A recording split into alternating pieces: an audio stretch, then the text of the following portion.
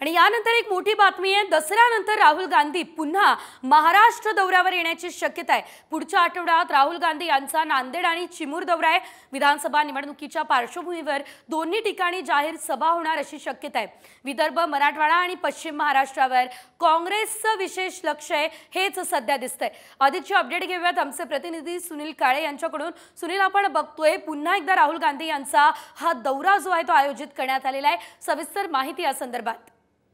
आपण बघतो की 2 दिवसापूर्वी राहुल गांधी कोल्हापूर दौऱ्यावरती आले होते, त्यामुळे पश्चिम महाराष्ट्राच्या ठिकाणी त्यांनी वातावरण निर्मिती केलेले आहे। आणि आता मराठवाडा आणि विदर्भ, मराठवाड्यामधलं नांदेड आणि विदर्भातलं चिमूर जे गडचिरोलीमध्ये आहे त्या ठिकाणी राहुल गांधींचा हा दौरा होण्याची शक्यता आहे। आणि यामुळे नांदेड आणि चिमूर हे मराठवाडा, विदर्भ आणि त्याचबरोबर पश्चिम महाराष्ट्रातला आता मागचा दौरा, अशा पद्धतीनं राहुल गांधी यांचा काँग्रेस पक्ष या ठिकाणी लक्ष केंद्रित करताना दिसतोय। जवळपास या ठिकाणी 150 पेक्षा जास्त विधानसभेच्या जागा आहेत, त्या पार्श्वभूमीवरती हा दौरा होताना दिसतोय, जेणेकरून काँग्रेस जी आहे विधानसभा निवडणुकीच्या पार्श्वभूमीवरती तयारी करताना दिसत आहे।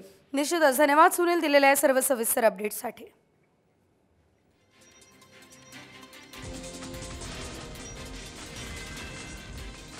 तर पुढच्या आठवड्यामध्ये नांदेड आणि चिमूरचा दौरा राहुल गांधी करणार आहेत। राहुल गांधी यांचं मिशन विधानसभा सुरू असल्याचं आपल्याला बघायला मिळतंय। काही दिवसांपूर्वीच राहुल गांधी हे महाराष्ट्रात आलेले होते।